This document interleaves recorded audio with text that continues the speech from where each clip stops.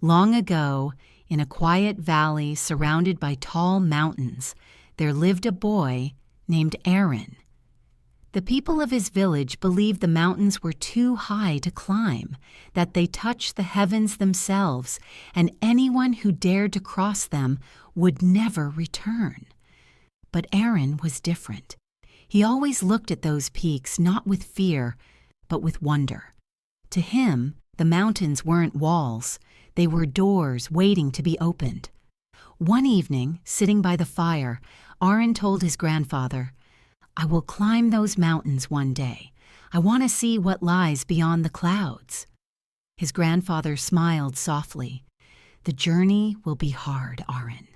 But remember, the higher the mountain, the greater the view." At sunrise the next morning, Arin packed only what he could carry: some bread, water, a wooden walking stick carved by his grandfather, and began his climb. The path was rough. Sharp rocks cut his hands, cold winds pushed him back, and at times the mountain seemed determined to defeat him. Many times he felt like turning back, but then he remembered his grandfather's words. Each time he stumbled, he whispered to himself, "Step by step, higher and higher." Days passed. He crossed rivers of ice, faced storms of thunder, and walked nights guided only by stars.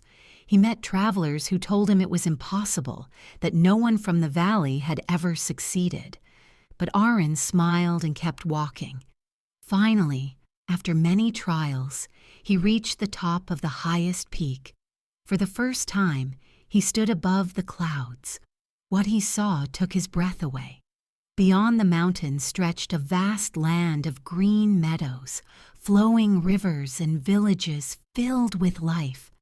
It was a world his people never knew existed. Tears filled Arin's eyes, not from exhaustion, but from the joy of discovery. He had proved that what everyone believed to be the end was only the beginning. When he returned to his valley, the villagers were amazed. He told them about the lands beyond the clouds. Some doubted, but others were inspired.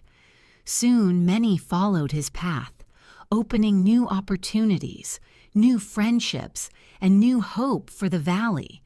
And from that day on, Arin was